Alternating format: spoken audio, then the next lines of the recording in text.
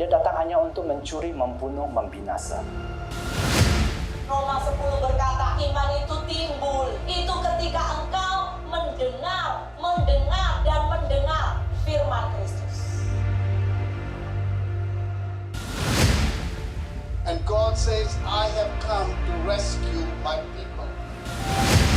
Shalom CST Church. Sukacita besar Anda boleh beribadah bersama kami. 2023 tahun kasih karunia. Lukas 1 ayat 30. Kata malaikat itu kepadanya, jangan takut, hai Maria, sebab engkau beroleh kasih karunia di hadapan Allah. Kiranya Tuhan menggenapkan semua rencananya di generasi kami sampai tuntas. Let the grace of God be upon us. Bapa kami yang di sorga, dikuduskanlah namamu, datanglah kerajaanmu, jadilah kehendakmu di bumi seperti di sorga. Berikanlah kami pada hari ini makanan kami yang secukupnya, dan ampunilah kami akan kesalahan kami, seperti kami juga mengampuni orang yang bersalah kepada kami. Dan janganlah membawa kami ke dalam pencobaan, tetapi lepaskanlah kami daripada yang jahat, karena engkaulah yang mempunyai kerajaan dan kuasa dan kemuliaan sampai selamanya. Amin.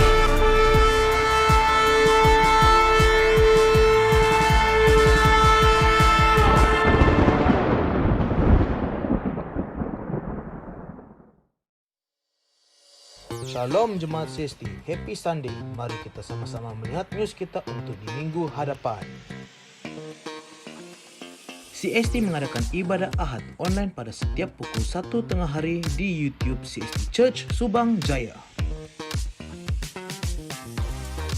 Ibadah Ahad akan diadakan di Gereja NLCC Hall 1. Ibadah bermula jam 1 tengah hari. Sekarang pertanyaan, sila hubungi Pastor Chu. CST Sunday School Online akan diadakan pada setiap pukul 5 petang di YouTube CST Church Subang Jaya. Jemaat yang rindu memberi persembahan dan persepuluhan boleh bank in secara online akun bank yang tertera. Jangan lupa ikuti kami di media sosial di Facebook, Instagram, YouTube, dan juga TikTok. Itu sahaja news kita untuk minggu hadapan.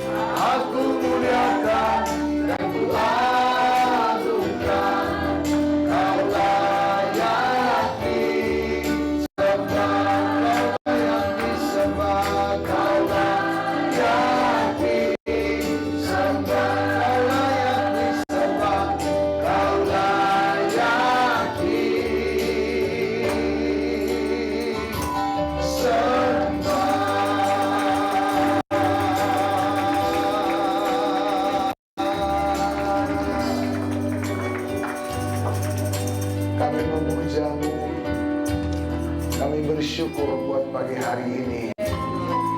Engkaulah yang kami cintai, kami mengasihi-Mu Bapa. Kami bersyukur buat semua yang Kau sudah perbuat di hidup kami. Terima kasih Tuhan untuk limpah anugerah-Mu, untuk kasih setia-Mu. Sampai hari ini kami dapat berkata, Tuhan adalah penolong kami. Engkau Allah Ebenezer bagi kami. Kami memuja-Mu, kami bawa korban syukur kami, pujian pengagungan kami. Biarlah menjadi dupa yang berbau harum di hadapan-Mu. Sebentar kami mau mendengarkan kebenaran firman-Mu. Wahyukan firman-Mu. Tanam firman-Mu di hati setiap kami. Ukir firman-Mu di loh hati jiwa kami. Biarlah firman menjadi gaya hidup kami. Firman-Mu Tuhan menjadi terang bagi kaki kami, pelita bagi kaki kami, terang bagi jalan kami. Terpujilah nama Tuhan. Buka pikiran kami, celikan mata rohani kami. Lewat firman-Mu yang ada terang yang dahsyat, terang yang hidup dan terang dunia. Dan Bapa teguhkan firman-Mu dengan tanda ajaib dan mujizat yang menyertainya. Biar lewat firman yang disampaikan hari ini, kami mengalami kelepasan, kami mengalami kemerdekaan, kami mengalami pemulihan, iman kami ditambahkan, tubuh kami disegarkan, disehatkan, dan roh kami, jiwa kami disegarkan, disehatkan. Dalam nama Yesus Kristus Tuhan, terpujilah nama Tuhan. Kami buka hati kami untuk firman-Mu. Kita semua yang siap diberkati Tuhan, bersama-sama kita berkata amin. Sekali lagi tepuk tangan yang meriah buat Tuhan kita. Silakan duduk, sila duduk. Puji Tuhan, selamat pagi dan selamat hari Minggu ya. Selamat hari Ahad gitu ya. Haleluya, selamat hari Ahad buat kita semua. Shalom. Baik, puji Tuhan. Saya percaya kita diberkati hari ini dan kita boleh rasakan nikmati hadirat Tuhan bersama-sama dalam pujian penyembahan kita. Nah, kita masih tetap pada tema kita karena ini akan terus jadi topik kita sampai besok di sesi yang keempat. Haleluya. Ya, dan kita sudah sama-sama mendengar bagaimana supaya kita semua hidup dan berakar, bertumbuh ya di dalam Kristus ya. Sebentar ya, berakar dan tertanam dalam kasih karunia Allah.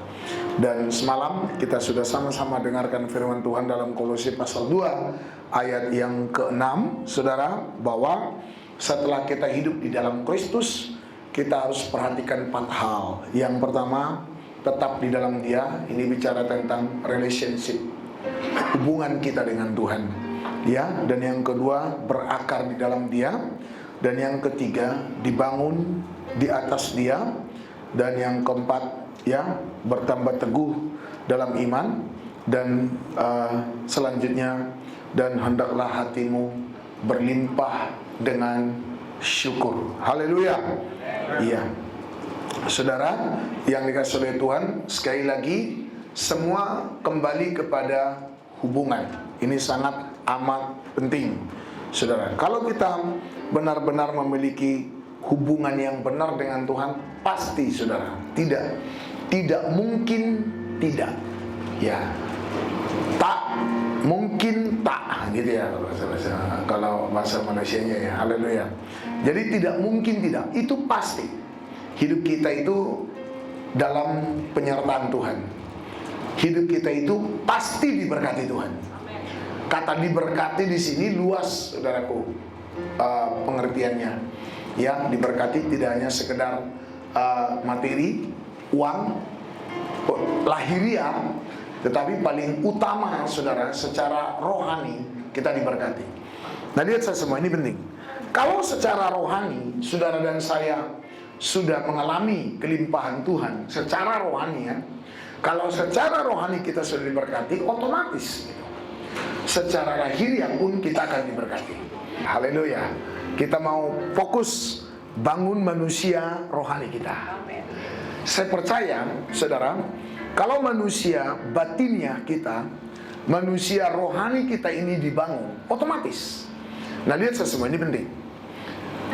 Saat Adam dan Hawa dalam kebenaran hidup secara rohani dan ilahi, saudara, Taman Eden jadi bagian mereka. Amin. Amin. Taman Eden itu warisan mereka. Mereka tidak perlu susah payah untuk memenuhi kebutuhan mereka sehari-hari. Lihat saya semua. Look at me everybody. Lihat saya semua. Orang yang bersusah payah memenuhi kebutuhannya itu tanda tidak hidup dalam Kristus.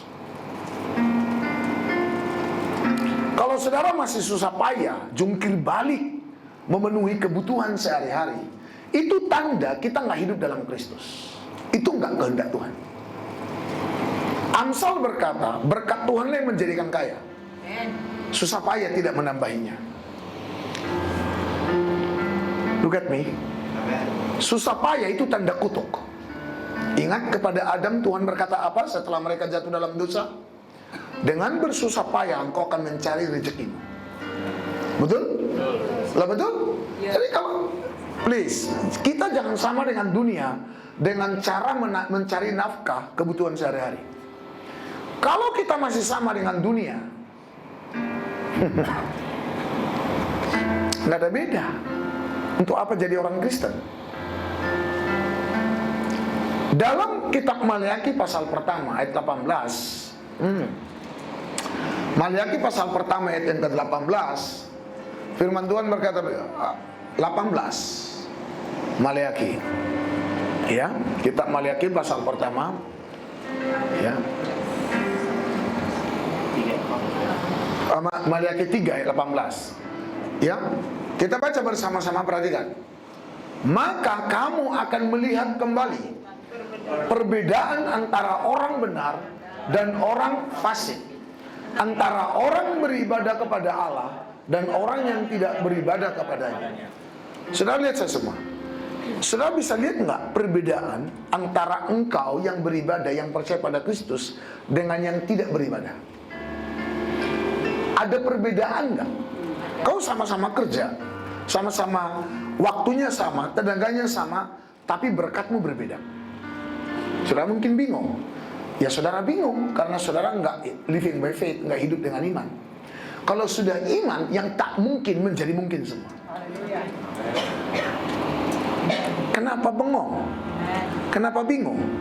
Jangan confuse, lihat saya. Shalom. Haleluya. Nah, sekali lagi harus ada perbedaan. Kita nggak boleh sama lagi dengan dunia. Ingat sekali lagi, ketika Adam dan Hawa memiliki hubungan yang benar dengan Tuhan, sorga, Taman Eden warisannya. Di bumi ini, di Malaysia ini, saudara pun akan mewarisi Taman Eden yang sama. Artinya, semua yang kau perlukan, butuhkan, Tuhan sediakan. Dengan caranya. Bukan berarti kita nggak kerja. Kita kerja, tetapi berbeda dengan dunia. Nah, makanya dalam Matius pasal 6, ayat yang ke-30, coba, mari kita lihat sebentar. Ya, jadi jika demikian Allah mendandani rumput di ladang, yang hari ini ada dan besok dibuang ke dalam api, tidakkah Ia akan lebih lagi mendandani kamu, hai orang-orang yang kurang percaya? Ayat 31, sebab itu janganlah kamu khawatir berkata, apakah yang akan kami makan? Apakah yang akan kami minum? Apakah yang akan kami pakai? Terus ayat 33, 32, semua itu dicari bangsa-bangsa. Boleh lanjut baca? Yang tidak mengenal Allah. Jadi kalau orang hanya sibuk untuk makan, minum, pakai, itu orang bangsa yang tidak mengenal Tuhan. Percuma. Ini percuma di bahasa Malaysia. Sia-sia kita ada di gereja percaya Yesus kalau yang kita sibukkan sehari-hari makan, minum, pakai. Kalau yang kita khawatirkan masih hal kebutuhan makan, minum, pakai. Semua itu dicari bangsa-bangsa yang tidak mengenal Allah. Coba tanya kiri kananmu, kamu udah kenal Tuhan? Kamu sudah mengenal Allah enggak?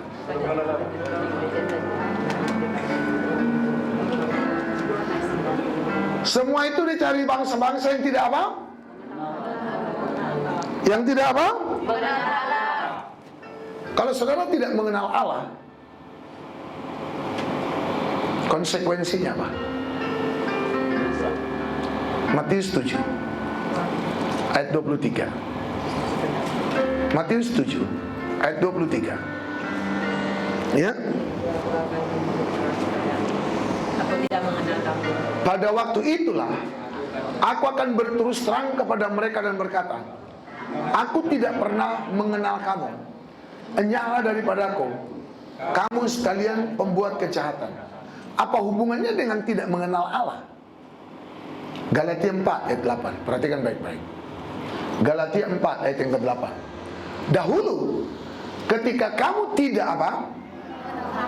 Tidak apa? Tadi salah satu kriteria orang yang tidak mengenal Allah dalam Matius pasal yang ke-6 apa? Khawatir. Sibuk dengan makan, minum, pakai. Itu saja fokus hidupnya. Itu tanda orang tidak mengenal Allah. Oke, men? Nah, di sini kata dahulu, ketika kamu tidak mengenal Allah, atau dengan kata lain, dulu ketika kamu sibuk aja soal makan, minum, pakai, berak, kencing, itu aja kerjanya. Hello, haleluya. Kalau hanya soal makan, minum, pakai yang kita sibukkan, kamu memperhamba diri kepada siapa? Allah huruf kecil, berhala.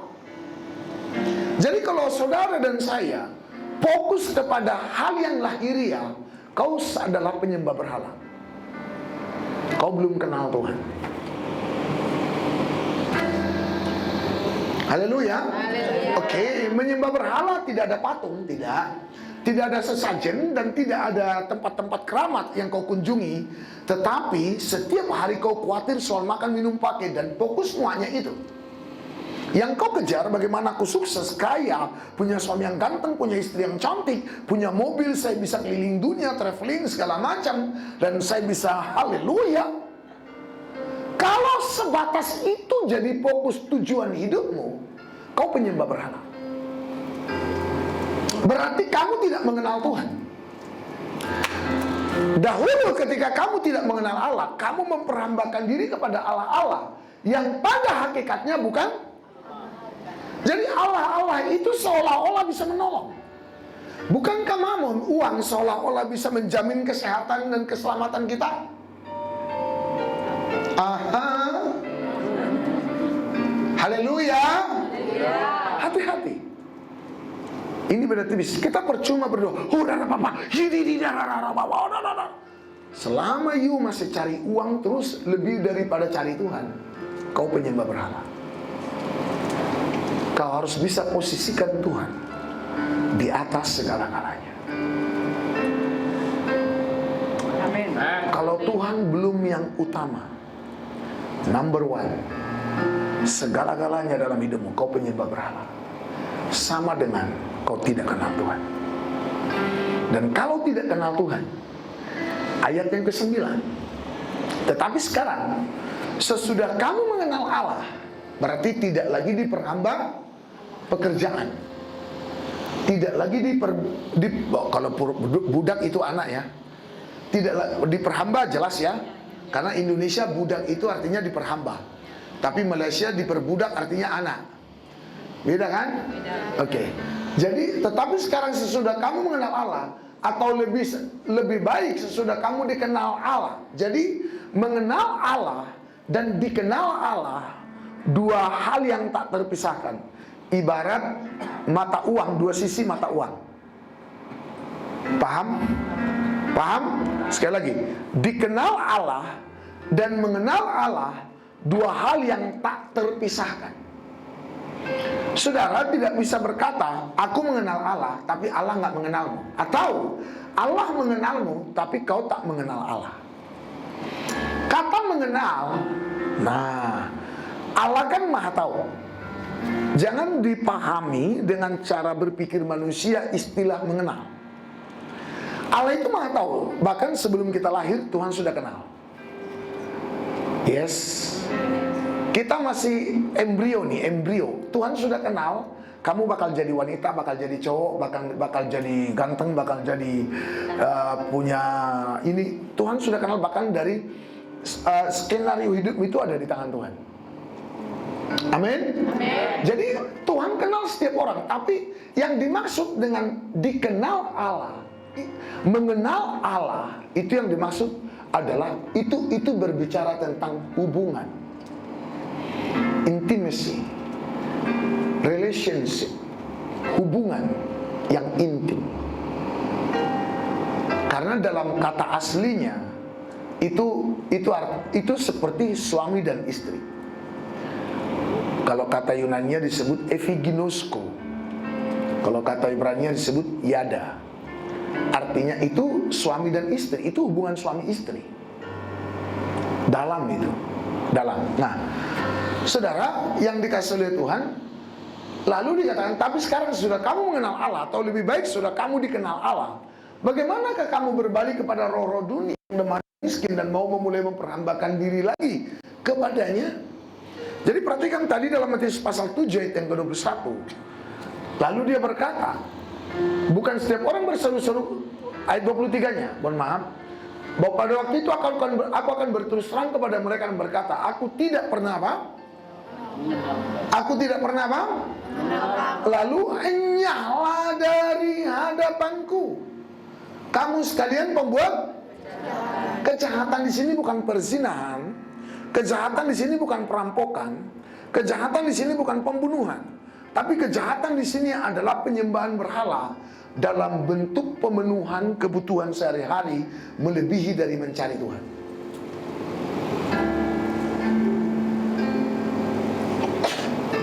Do you understand everybody?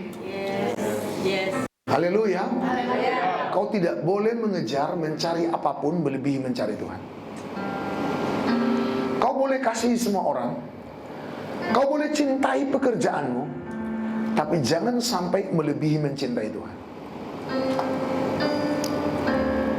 Dia harus makin bertambah, ku harus makin berkurang. Nama Yesus saja disembah, ku di tempat paling belakang. Bila Yesus ditinggikan dan salibnya dinikahkan, pasti dia menarik semua orang datang kepadanya sekarang. Keren. Yohanes Pembaptis berkata, biarlah dia semakin besar, tapi aku semakin kecil. Kristus rupanya, pribadinya itu harus lebih nyata dalam hidup kita. Kalau Kristus lebih nyata di hidupku, Kristus lebih nyata di hidupmu, maka akan dengan mudah kita bisa saling mengenal satu dengan yang lain. Kita satu DNA di dalam Kristus. Makanya tidak bisa tidak, dia harus ada di posisi yang tepat dan benar di hidup kita. Jadilah orang yang mengenal Tuhan, supaya engkau pun dikenal. Sebab kalau engkau tidak dikenal, Tuhan berkata apa tadi?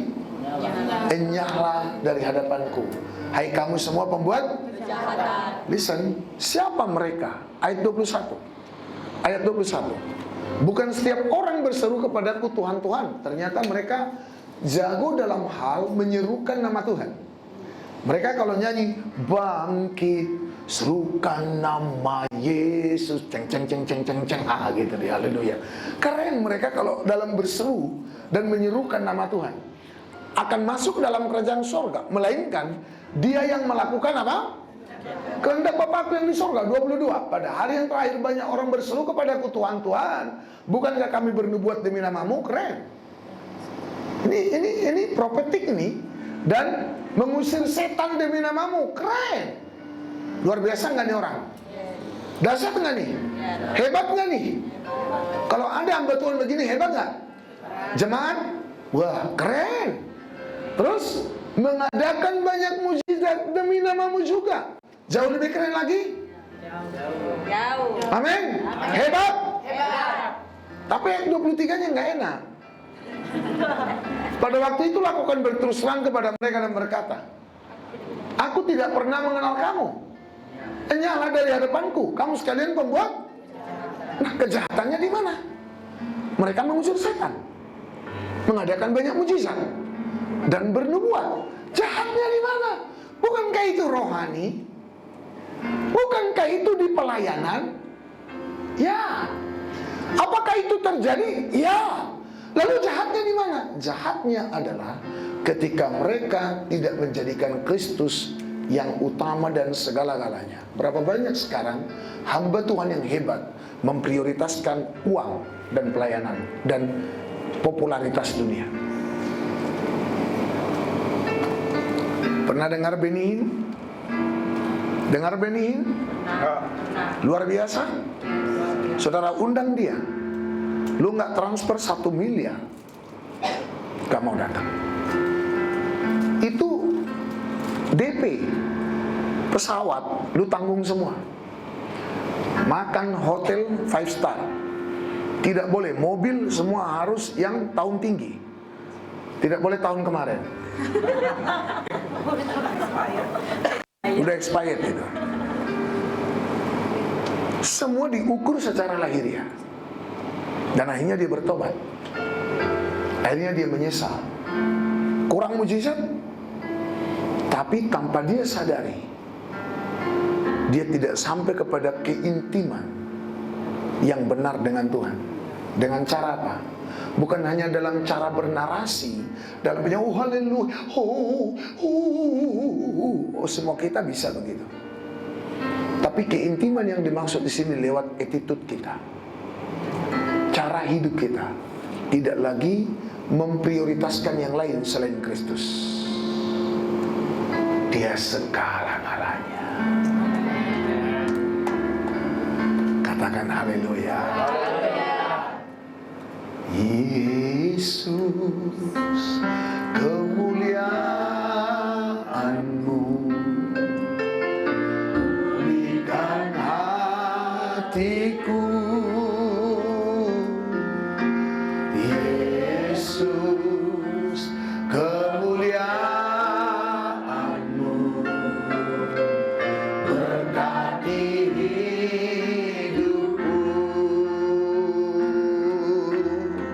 segala pujian syukur bagimu. Kau hadir dalam hidupku. Kini ku datang sujud di hadapanmu, memujimu, menyembahmu. Yesus, ku menyembahmu. Amin. Ini luar biasa. Sudah, ini dalam sekali. Ini nggak akan habis-habis kalau dibahas sampai Tuhan datang. Ya, sangat deep, dalam, sangat deep, sangat. Nah, saudara yang dikasih oleh Tuhan, sekali lagi dilihat bahwa hubungan kita dengan Tuhan itulah yang membuat saudara dan saya dapat berakar. Karena lihat saya, firman Tuhan bilang begini, akulah pokok anggur yang benar, dan kamulah ranting-rantingnya. Lalu dia bilang apa? Di luar aku, kamu tidak dapat berbuat apa-apa. Nothing, ya kan? Kita ini semua lost, udah hancur semua tanpa dia. Betul? Lalu dia berkata bahwa ranting harus melekat pada pokok supaya dia dapat berbuah. Nanggap? Amin. Oke. Kenapa ranting harus melekat pada pokok? Supaya dia terhubung dengan akar.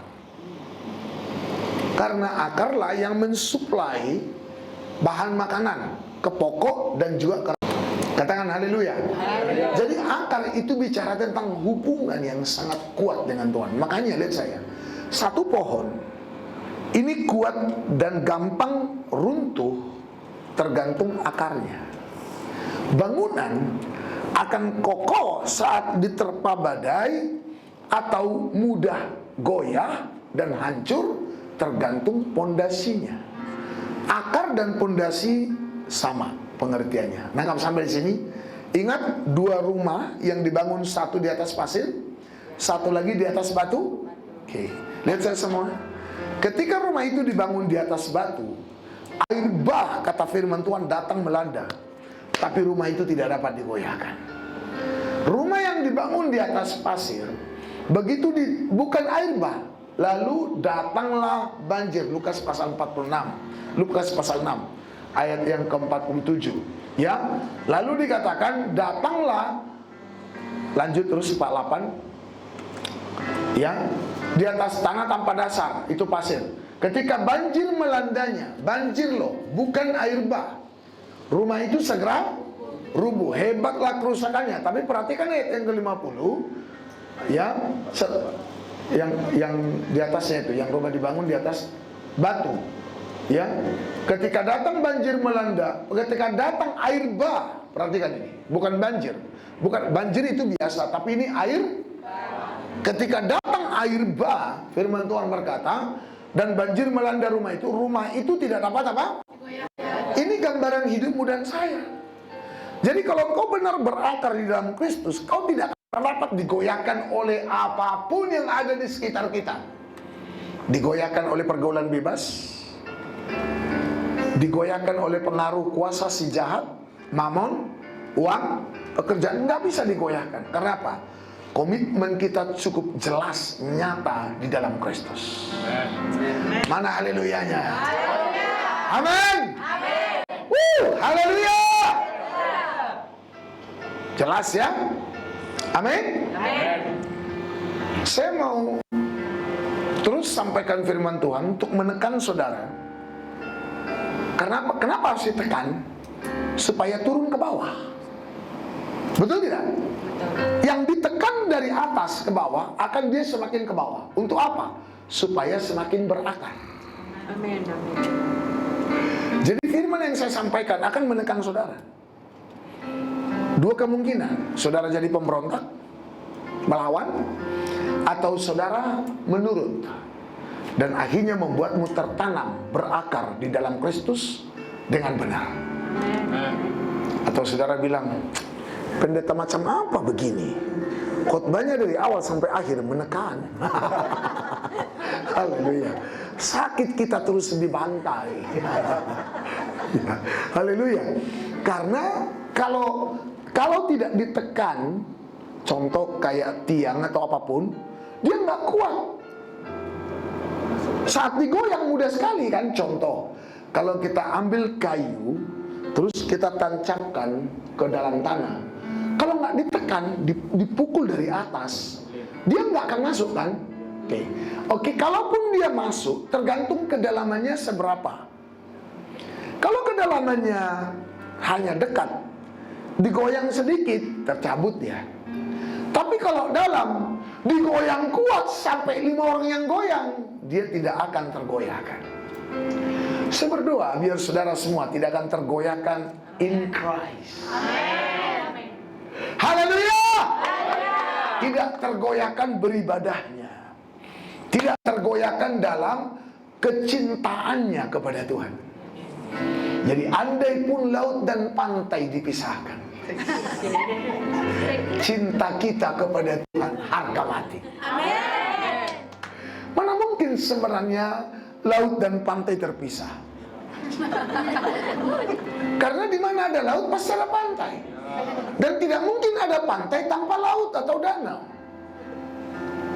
Soalnya nggak ada air, nggak ada laut, nggak ada danau. Tapi loh, ini pantai. No, itu bukan pantai, daratan.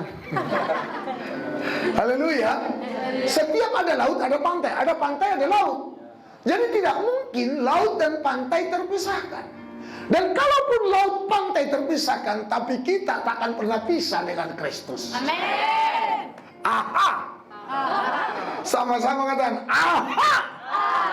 Artinya tahu, kita ini tidak akan terpisahkan lagi dengan Kristus. Sama-sama katakan aha. Artinya Kita tidak terpisahkan dengan Kristus. kasih jempol 2 ke kiri kanan.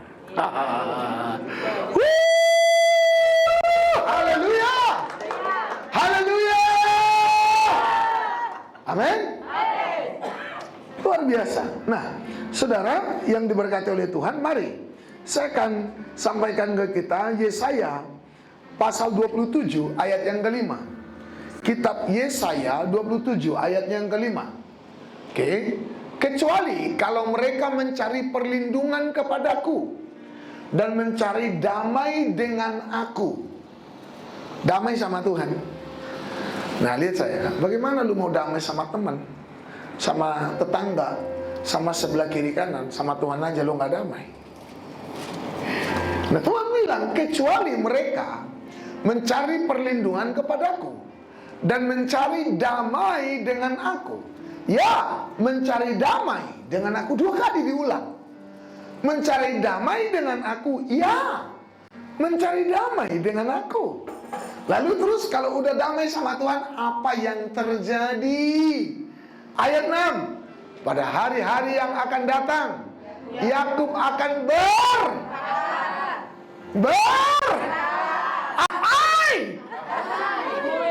Ahai artinya berakar dalam Kristus.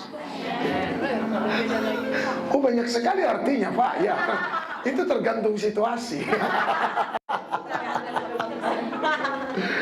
Pada hari-hari yang akan datang. Jadi kalau saudara sungguh-sungguh berdamai dengan Tuhan, start hari ini, besok dan selanjutnya, engkau akan berakar di dalam Kristus. Israel akan berkembang dan bertunas dan memenuhi muka bumi dengan apa? Sama-sama kan? Itu dia artinya berkelimpahan.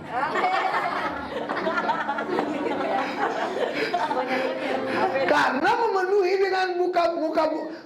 muka bumi dengan hasilnya. Berarti mereka berhasil dalam segala hal. Dalam hal rohani berhasil, dalam hal jasmani berhasil. Karena apa? Berdamai dengan Tuhan. Jadi kalau orang gagal sini, pacaran 5 kali, 7 kali gagal.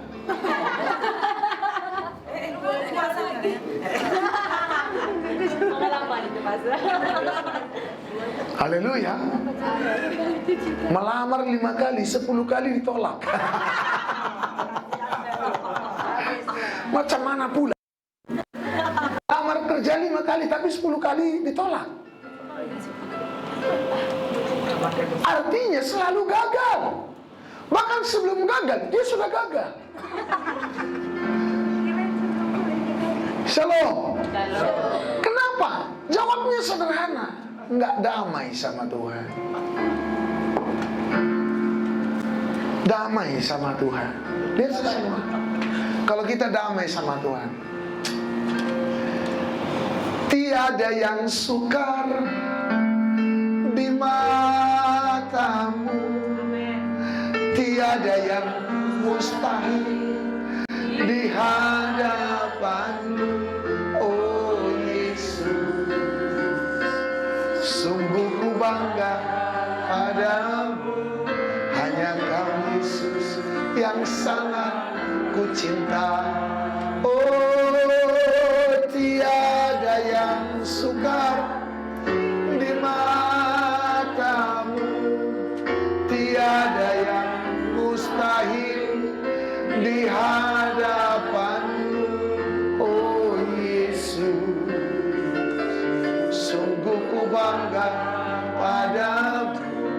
Hanya Kau Yesus yang sangat ku cinta. Amin. Sama-sama katakan, damai dengan Tuhan. Siapa yang mau damai sama Tuhan? Yang mencari perlindungan kepadanya. Ayo, dialah perlindungan kita.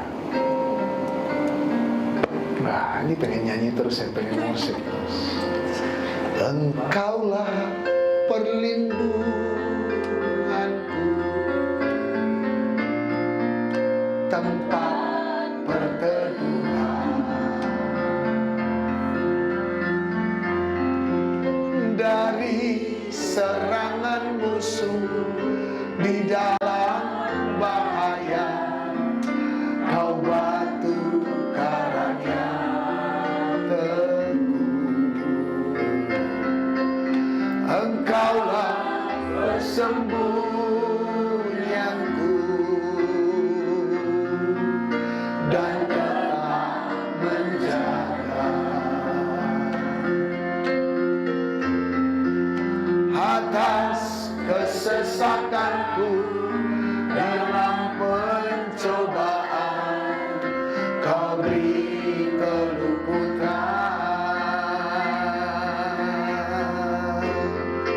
sebab itu jiwa bersorak-sorak, mulutku puji-puji namamu. Glory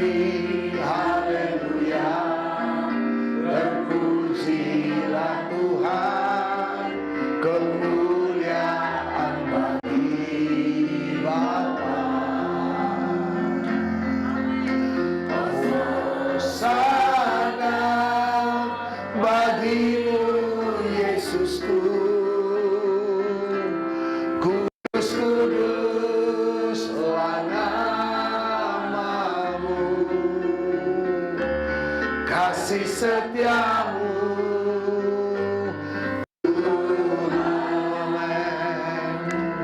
Kasih setiamu tulus, kasih setiamu bagi kami tak berkesudahan. Amin. Mau berhasil? Dalam segala hal, diberkati di bumi, diberkati di surga. Keren. Di bumi berkelimpahan, di surga apalagi. Keren. Intinya berdamai sama Tuhan. Kalau engkau berdamai sama Tuhan, mencari perlindungan baginya, maka dikatakan engkau, Yakub, akan berakar. Si ST akan berakar. Amin. Semua jemaat akan berakar.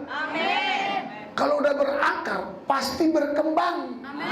Jadi kenapa nggak kembang-kembang? Karena belum berakar.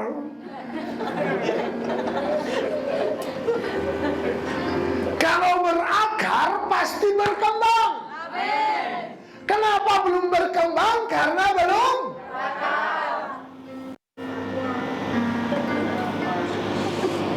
jangan cuma lemaknya yang berkembang ke kanan dan ke kiri.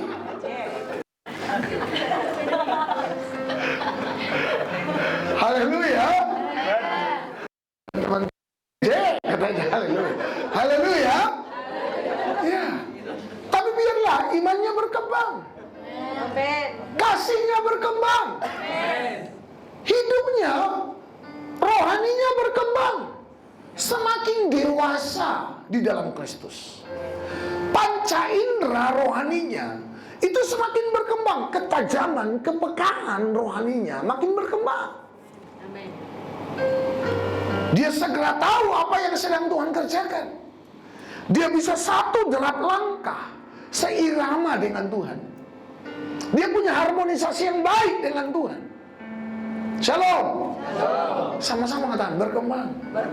Jadi kalau secara rohani kita sudah terus berkembang, otomatis lahiriamu akan terpenuhi. Tuhan akan limpahi dengan berat. Makanya cari dahulu kerajaan Allah dan kebenarannya.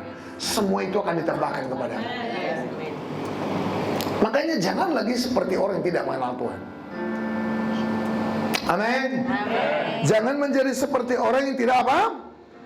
Mengenal Tuhan. Katakan haleluya.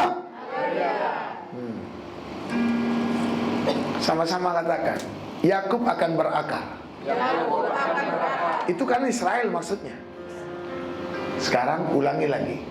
Ganti Yakub dengan nama masing-masing. Atau si ST akan berakar. Dua, ya. Si ST akan berakar. Nama masing-masing. Dua, ya. Kalau udah berakar pasti berkembang. Amen. Dalam segala hal. Tanaman, bunga, padi, atau apapun yang kita tanam, kalau dia mulai berakar, dia pasti tumbuh. Kalau dia nggak pernah berakar, dia nggak akan pernah bisa tumbuh. Apa yang membuat gereja tidak tumbuh? Apa yang membuat imanmu tidak tumbuh? Apa yang membuat kasihmu tidak tumbuh? Apa yang membuat hidupmu tidak semakin bertumbuh di dalam Kristus? Karena tidak pernah berakar. Kau nggak pernah tertanam. Ingat, akar itu tidak pernah di atas, tapi di bawah. Ini menunjuk, ini bicara apa? Ini bicara tentang kerendahan hati. Makanya kitab Sefanya pasal 3 ayat 12. Sefanya pasal 3 ayat 12. Ya, di antaramu akan kubiarkan hidup suatu umat yang apa? Rendah hati dan lemah. Dan mereka akan mencari apa? Perlindungan pada nama Tuhan. Kata lemah di sini adalah bicara tentang orang yang sungguh-sungguh merasa kalau bukan Tuhan yang menolongnya dan Tuhan yang memberi petunjuk, dia nggak akan pernah bisa lakukan apapun. Dia harus sadar itu. Kalaupun saya berkata, Pak, di sana dia nggak ada Tuhan, nggak pernah berdoa, nggak pernah ibadah, bahkan ateis. Tapi Pak, dia lebih berhasil dari saya. Berhasil dalam hal apa? Kalau kau hanya ukur semua keberhasilan sesuai dengan cara dunia memandang keberhasilan, diukur dari jabatan, dari uang, dari kekayaan, ya apa bedamu dengan orang yang tidak percaya? Itu dunia punya perspektif ya. Tapi kita beda. Keberhasilan kita bukan seperti yang dilihat oleh dunia, tapi yang dilihat oleh Tuhan. Walaupun juga nanti efeknya pasti lahiriah kita pun diberkati. Itu efeknya. Akibat kita benar-benar berkembang dan benar-benar berakar di dalam Dia. Makanya saudara harus mau jadi umat yang rendah hati dan lemah. Artinya selalu orang kalau lihat saya semua, orang kalau merasa lemah, mau ngangkat barang nggak bisa, angkat sesuatu dia pasti minta tolong sama orang. Karena dia tahu dia nggak cukup kuat untuk mengangkat ini, atau dia nggak cukup kuat untuk berjalan, dia akan minta tolong. Dia mungkin panggil Grab car, ya kan, dan segala macam. Dia pasti sama. Dalam hidup ini pun semua yang kita lakukan akan sia-sia tanpa campur tangan Tuhan. Haleluya. Tidak semua omong kosong. Jangan tertipu, jangan terjebak dengan sukses yang diraih oleh orang yang tidak mengenal Tuhan. Karena sesukses apapun mereka, tetap di dalam hidup mereka ada kekosongan yang gak akan pernah diisi oleh apapun kecuali kehadiran Kristus. Haleluya. Jadi kita semua setiap hari membutuhkan Tuhan. Ku tak dapat jalan sendiri, Tuhan tolonglah daku, biarlah sinarmu menerangiku, sebab ku tak dapat jalan sendiri. Katakan amin. Amin. Jadi mau cari jodoh, libatkan Tuhan. Amin. Tidak sekedar, oh saya sudah mendoakan biar ini jadi jodohku, omong kosong. Harus Tuhan jelas yang menyatakannya. Jangan bilang, oh saya jatuh cinta padanya, lalu Tuhan, oh biarlah dia jodohku, biarlah dia jodohku, dalam nama Yesus, dalam nama Yesus. Ini pernah kejadian. Seorang anak muda datang dalam ibadah, dan selepas ibadah selesai, dia kasih jabat tangan bersalaman dengan pendeta. Dia bilang, thank you pastor, khotbah pastor, ibadah ini sangat menyenangkan. Saya sangat diberkati. Saya merasa Tuhan menuntun saya ada di sini. Wah, pastornya sangat senang. Oh, thank you. Puji Tuhan, praise the Lord, praise the Lord. Sampai berulang kali praise the Lord. Lalu si anak muda itu bilang begini, saya sudah menemukan jawaban doaku hari ini di dalam ibadah ini. Si pendeta makin senang, praise the Lord. Lalu pendeta penasaran, kira-kira apa doamu yang dijawab Tuhan dalam ibadah kita hari ini? Pasangan hidup. Saya benar-benar temukan kriteria yang kucari. Ternyata di sini ada. Dan tadi kami sudah bersalaman. Dia sangat ramah dengan saya. Si pendeta bilang, haleluya, praise the Lord. Lalu dia penasaran lagi, saya boleh tahu yang mana orangnya? Lalu dia tunjuk saudaraku, dan ternyata orang itu istri pastor itu sendiri.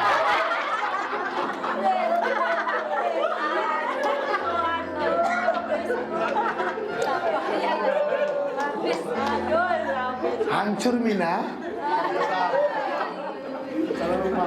Salah alamat.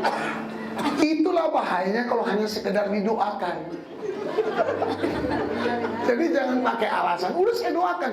Itu tadi gimana?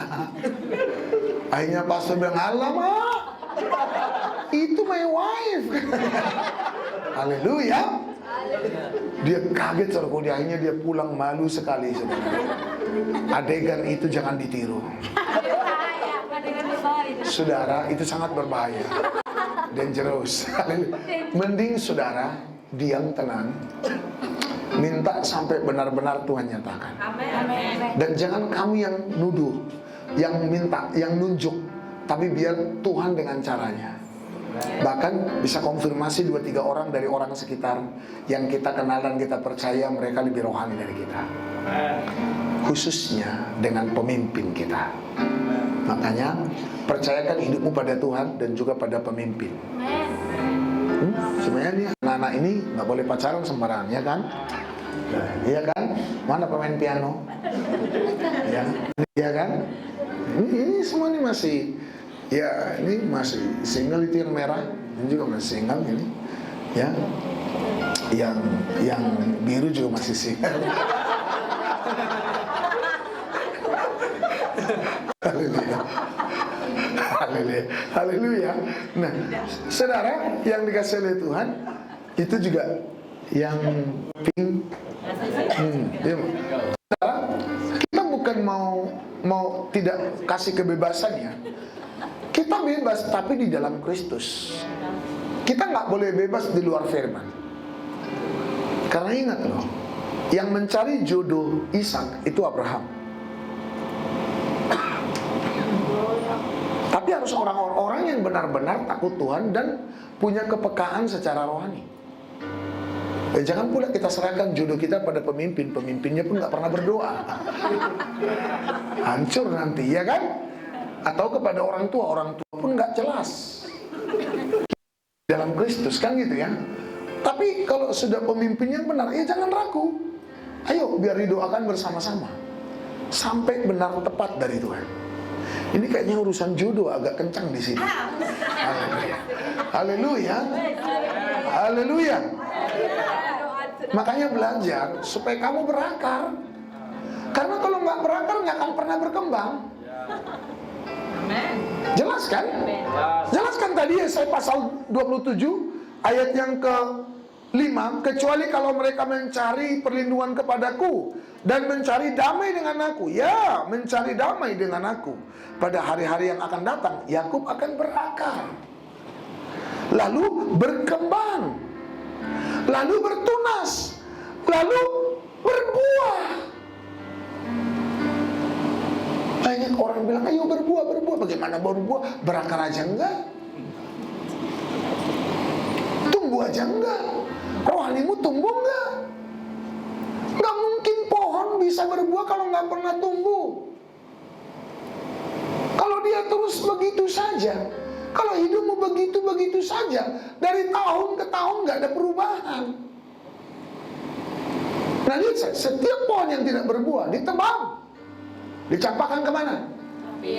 Oh, saudara tahu toh? Setiap ranting padaku yang tidak berbuah diapain? Ditebang, lalu dicampakkan dalam api dan menjadi kering. Betul nggak? Yang berbuah saja dibersihkan supaya lebih banyak berbuah. Tanggung jawabmu harus menghasilkan buah dari saya. Jadi nggak cukup hanya datang beribadah, datang ke gereja, baru nyanyi bangkit, suka nama Yesus. Nggak cukup. Nggak cukup cuma nyanyi, oh mari menari bagi Tuhan. Lalu saudara menari, saudara pikir udah setan bilang no problem ya. Haleluya. Karena setan paling takut, gemetar kalau engkau berakar. Begitu kau berakar, kau akan bertumbuh. Begitu kau bertumbuh, kau bertunas. Begitu kau bertunas, kau mulai akan menghasilkan buah. Itulah yang membuat setan gemetar. Kita buat iblis gemetar, kalahkan tipu dayanya dengan kuasa namanya. nama Yesus, menara yang kuat, nama Yesus,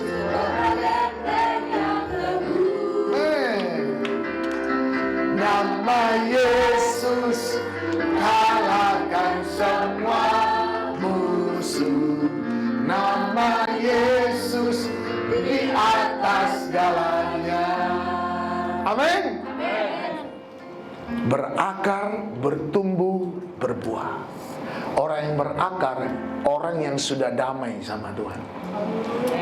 Jadi orang itu kalau betul ya hidupnya sudah di dalam Tuhan, langsung kelihatan kok pertumbuhannya. Kelihatan kok bagaimana dia mulai bertunas, menghasilkan hal-hal yang ilahi, yang rohani dari hidupnya.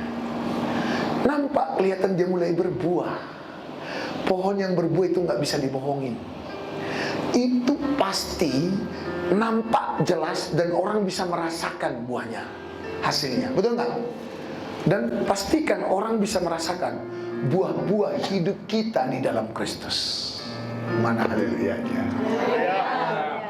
Amin saudara. Katakan haleluya. Mazmur 84 ayat yang keempat dimulai. Mazmur 84 ayat yang keempat dimulai. Oke, ini kayaknya Bella deh bantu baca dia. Ada pegang mikrofon ya. Oh, nggak, biar Bella aja, biar dia tetap main piano. Aku kan udah bilang Bella, kenapa serahkan ke Stephen.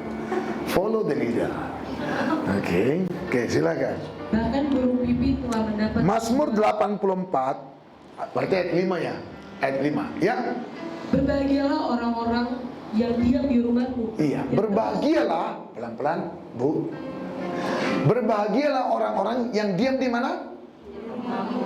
Di mana? Di rumahmu. Bukan rumahku, bukan rumahmu, rumah Tuhan, rumahmu. Ya. Rumah Tuhan ya kan? Haleluya. Terus? Yang terus-menerus memuji-muji Tuhan. Ya, terus-menerus artinya hidup dalam pujian penyembahan. Terus lanjut. Berbahagialah manusia yang kekuatannya di dalam Engkau. Ya.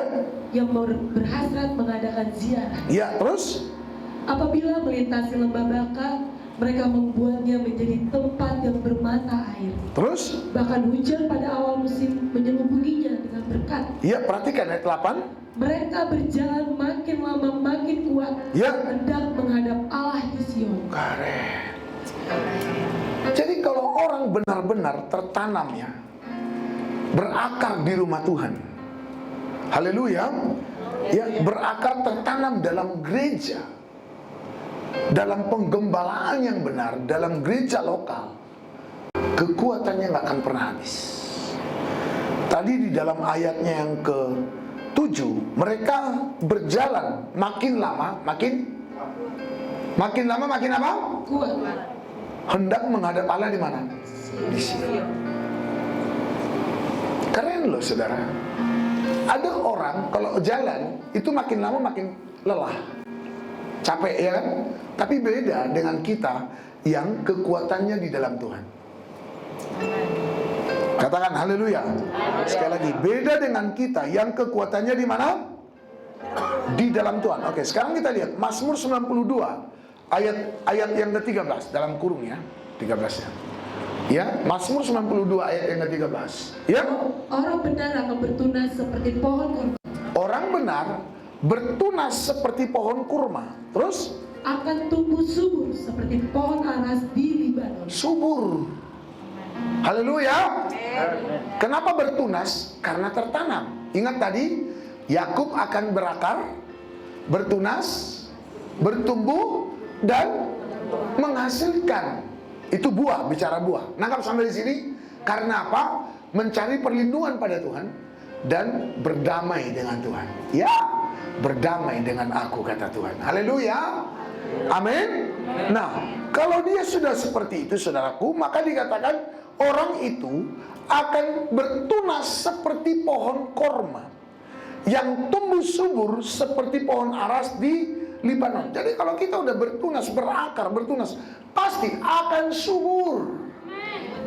Katakan haleluya. Terus Mereka yang ditanam di bait Tuhan. iya, mereka yang ditanam makanya belajar tergembala. Belajar tertanam. Jadi kata berakar juga itu bicara tertanam. Lihat saya, saudara kalau udah ketemu nih tempat di mana engkau ketemu Tuhan dalam ibadah, belajar setia. Lihat saya sudah 33 tahun lahir baru, 89. Mau jalan 34 lah, bulan 11 nanti 34 tahun. Saya dari awal, saya tahu di mana saya harus beribadah. Dan saya jarang pindah-pindah ganti-ganti gereja, apalagi ganti gereja karena sakit hati. Tren. Belajar loyal. Saudara kalau nggak belajar loyal, kalau tanaman tiap saat pindah, lama-lama mati. Makanya masuki satu persekutuan atas tuntunan Tuhan. Yesaya 30, masih cepat, main cepat. Yesaya pasal 31, ya. Celakalah anak-anak pemberontak. Ya. Demikianlah firman Tuhan. Terus? Yang melaksanakan suatu rancangan yang bukan daripadaku. Ya. Yang memasuki suatu persekutuan yang bukan oleh dorongan rohku. Ya. Sehingga dosa mereka bertambah-tambah.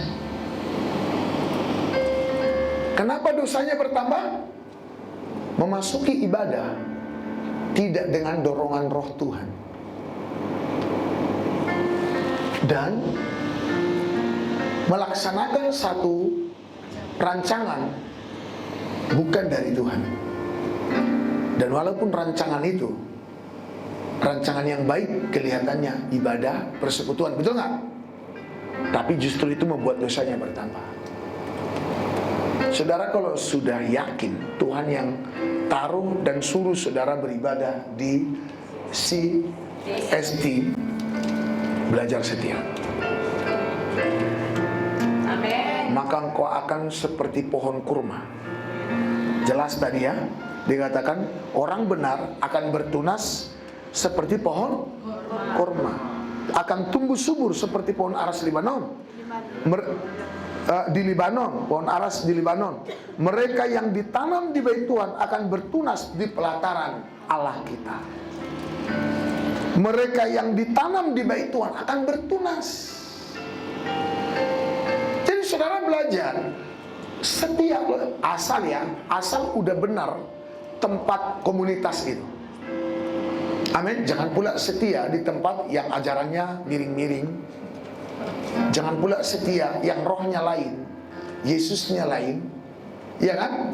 Dan ajarannya lain. Jangan. Ada banyak orang setia begitu di tempat yang nggak pas di hati Tuhan. Begitu di tempat yang benar di hati Tuhan nggak mau setia. Makanya saya bilang, susah dong kalau orang begini. Kenapa sih? Haleluya, haleluya, haleluya. Saya kadang-kadang geram lihat orang Kristen udah disampaikan firman yang benar, malah nggak tahan. Tapi disampaikan firman Tuhan yang palsu, malah senang. Kan di 2 Timotius pasal 4 itu ya, beritakan firman, baik atau tidak baik waktunya. Ya, karena akan tiba waktunya, orang tidak suka lagi dengar ajaran yang sehat.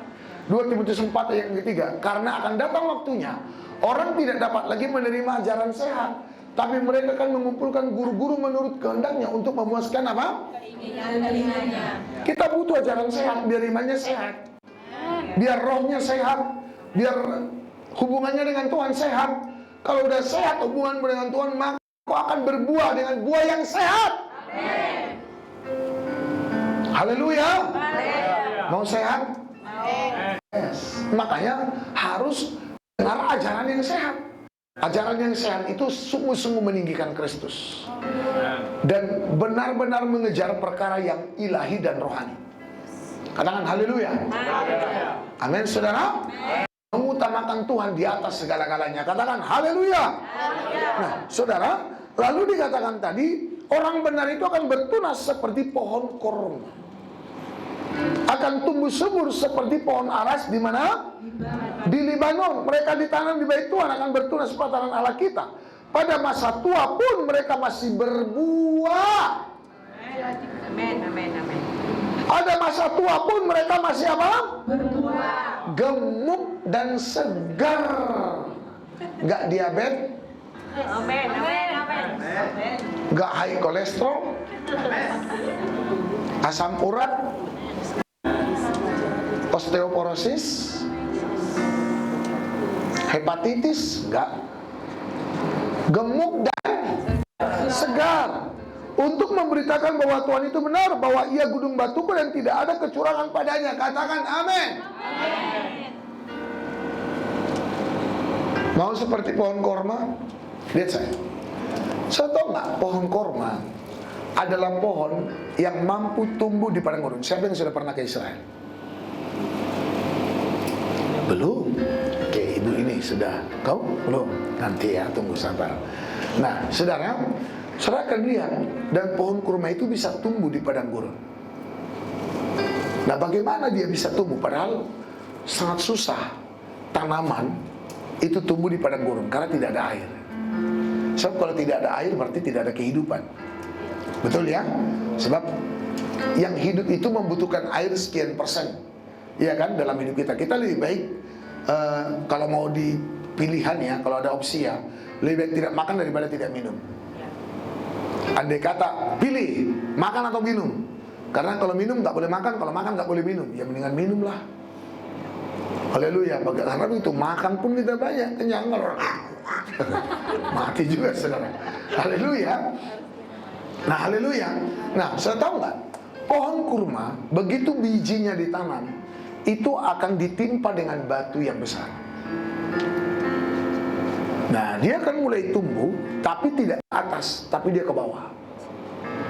Karena batunya besar, maka di akarnya akan terus semakin merambat ke bawah, sampai dalam sekali, dan akhirnya menemukan sumber air. Begitu dia cukup asupan, supply dari bawah, maka dia akan mulai mendongkrak ke atas. Batu yang ada di bawah, di atas itu, di atasnya itu mulai bisa dijungkirkan, dan akhirnya dia bisa bertumbuh. Dan pohon kurma itu akarnya dalam. Karena apa? Begitu dia ditanam, ditekan pakai batu yang besar, yang tidak mudah digulingkan. Paham sampai di sini? Dan itu yang membuat akar. Makanya saudara dan saya butuh tekanan supaya kita berakar.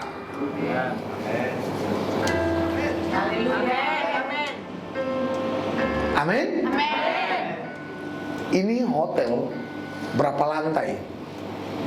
Tempat kami nginap, kami aja di lantai 9. Kita bisa bayangkan, itu paku bumi pondasinya. Itu mungkin bisa berapa meter itu pondasinya. Kalau nggak ditekan mana bisa dia ke dalam. Saudara butuh tekanan supaya bisa rendah hati, supaya boleh rendah hati. Ditekan lewat masalah keuangan, lewat hubungan keluarga, pertemanan, dimanapun mengalami tekanan banyak hal. Diputusin sama pacar tanpa sebab, itu bagus bagimu. Haleluya. Jangan kau kesal kalau pacarmu memutuskanmu, enggak setia, dasar kurang ajar cowok. Udah biarkan. Kalau dia udah nggak bisa setia sekarang, kamu harus bersyukur. Daripada nanti setelah menikah nampak ketidaksetiaannya. Lebih baik dari awal. Jadi kalau kamu udah 5 kali pacaran, 7 kali putus, bersyukurlah. Haleluya. Shalom. Artinya kamu menemukan pasangan laki-laki yang belum tepat, atau pasangan wanita yang belum tepat, yang pas, yang setia bersamamu sampai akhir hidupmu. Karena ingat, sekali menikah seumur hidup. Kok nggak semua bilang amin? Amin. Karena yang lain minta dispensasi kayaknya. Haleluya. Shalom. Haleluya. Nah, saudara, jadi begitulah. Jadi saudara dan saya tuh nggak bisa. Saudara nggak bisa cari zona yang enak-enak. Harus siap menghadapi tantangan. Sebab tantangan-tantangan itulah Yang membuat, nah makanya dalam kitab Mazmur berkata saudara, ya, tertindas itu baik bagiku, supaya aku mengenal ketetapan-ketetapanmu. Haleluya. Jadi kalau ada gesekan, kalau ada pengalaman-pengalaman dilukai, disakiti, jangan langsung buru-buru membalas, jangan kepahitan. Tangkap isi hati Tuhan lewat proses itu. Pahami kehendak Tuhan dalam proses itu, dan izinkan Tuhan membuatmu terus bertumbuh di dalam Dia. Katakan amin. Maka saudara akan lihat, saudara akan berbeda. Tadi kita sudah baca dalam Maliaki 3 ayat 18 bahwa akan ada perbedaan antara orang benar dan orang fasik. Harus ada dong. Ada perbedaan antara orang beribadah dengan orang yang tidak. Harus ada. Jangan sampai nggak ada perbedaan. Makanya harus jelas akarnya. Jadi intinya apa? Di akar. Di akar itu bicara apa? Bicara apa saudaraku? Hubungan. Jelas ya? Jelas ya? Haleluya. Saya nggak akan lama lagi. Kami akan berdoa untuk saudara yang ingin dipulihkan hubungannya dengan Tuhan. Lihat saya. Ini tidak hanya sekedar mengalami sensasi roh, enggak. Ini benar-benar kita dipulihkan dengan pengertian yang benar. Selama ini kita didoakan, tumbang, bergetar, tapi mindsetnya nggak berubah, omong kosong. Ini mindset harus berubah. Selama ini tidak berubah, kau nggak akan pernah berbeda dari yang lain. Makanya kita butuh pengajaran. Kita butuh firman. Tadi dalam 2 Timotius pasal 4, sebelum kita akhiri, sebelum kita doakan saudara, ya, beritakanlah firman, siap sedia baik atau tidak baik waktunya. Nyatakanlah apa yang salah, tegurlah dan nasihatilah dengan segala kesabaran dan pengajaran. Karena akan ada datang waktunya orang tidak dapat lagi menerima ajaran apa?